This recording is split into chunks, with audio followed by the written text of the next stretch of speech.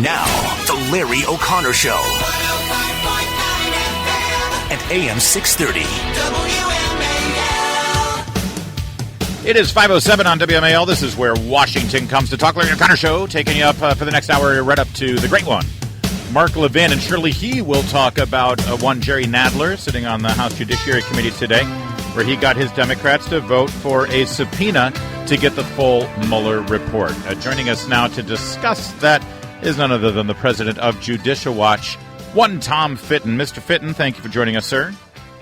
Hey, you're welcome. Thanks for having me. So now, last time I checked, the law states that this report is not to be made public. So how can they subpoena this thing if it's the law is that it shouldn't be made public? Or are they promising to keep it private and then they'll leak it? Well, you know, Congress in theory has oversight responsibility, and they're going to suggest that the subpoena is related to that. Whatever DOJ regulations have doesn't overrule Congress's interest in figuring out what's in that document. But, I mean, it's a fake fight in the sense that we learned in court last week that they're going to need another 2 weeks just to review it, and they're going to get much of the document. But a subpoena in the end isn't a magic wand. It doesn't just give you the documents. There's a process, especially if the government, in this case, Justice Department, wants to withhold grand jury material, classified material, or executive privilege material, or dare I say it, the garbage material related to obstruction, because it's completely beyond the rights and abilities of the Justice Department to write an op-ed on the president's firing of Mr. Comey and other things like that as president.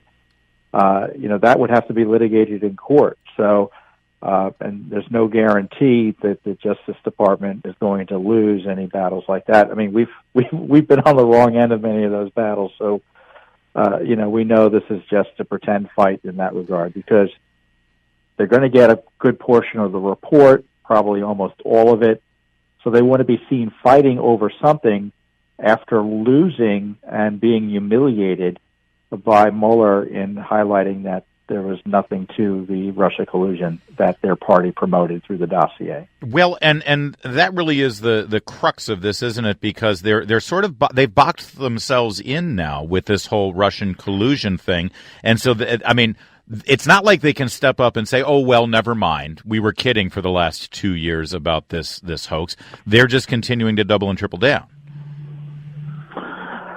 Yeah, they think by getting the information out there, they can latch onto that to promote their fake theory, and it is fake. Then I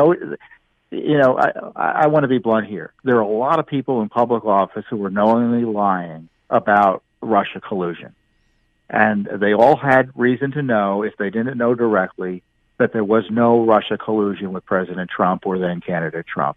Yet they allowed this investigation to continue, and frankly, Mueller allowed it to continue, despite, I think the record will show, his knowing that there was no Russia collusion a long time ago. And so I think the pushback needs to be, we want transparency, but we don't want selective transparency. Release all the FISA materials, release all the text messages. Let's find those text messages that the special counsel deleted.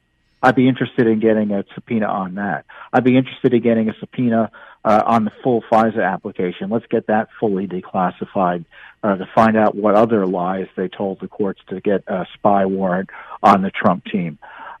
Look, the Democrats are also conflicted, Larry, because remember, it was their party apparatus that paid for the dossier that was found wanting by the Mueller investigation. So now they're trying to use and abuse the powers entrusted to them by the American people to further harass the president, to distract from the fact that their party foisted a lie upon the American people in an attempt to overthrow the president. And meanwhile, Tom Fitton, your work at Judicial Watch was instrumental in uncovering the abuses, if not crimes, even if they were never prosecuted, of Hillary Clinton in her use of emails and other aspects of her tenure as Secretary of State. I wonder if you could comment, we talked about it earlier, about this whole line of questioning Christiane Amanpour had yesterday with James Comey when she suggested that American citizens chanting "lock her up" about Hillary Clinton, in some way that's hate speech and should have been squashed by the FBI. Is it wrong for an American citizen to look at the facts that you helped uncover, Tom, and say, yeah, Hillary Clinton should face justice? The CNN or kind of the left, the veil is lifted every once in a while, and the left is exposed as being an enemy of free speech. Yeah. Those of us who have been fighting these battles for decades, like you and I, Larry, have known that for some time.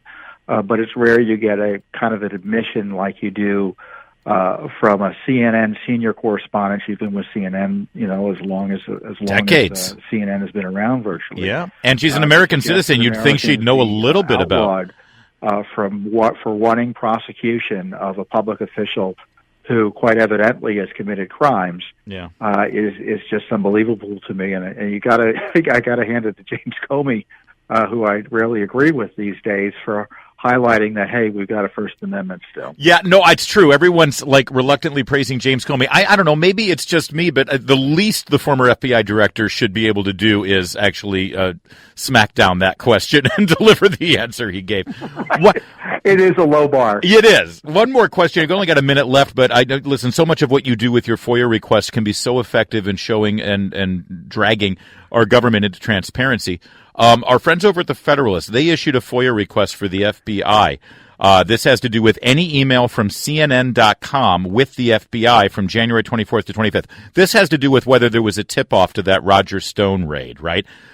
Shockingly, I know you'll be surprised at this, the FBI has refused that FOIA request. How typical is this? Because that's an outrage.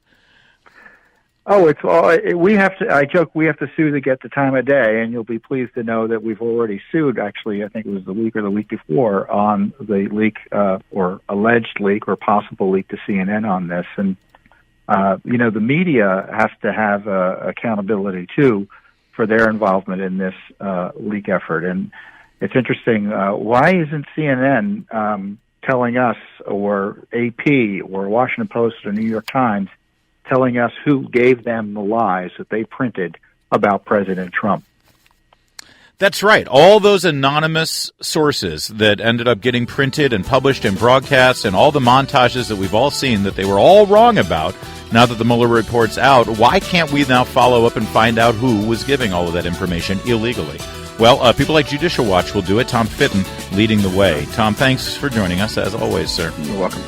That's Tom Fitton. It's judicialwatch.org. Shouldn't be that hard for the FBI to turn over emails for one day in January. Any emails to or from anyone with an account, CNN.com. Why shouldn't the FBI show us that? There are emails, after all. We paid for them. It's the Larry O'Connor Show on WMAL.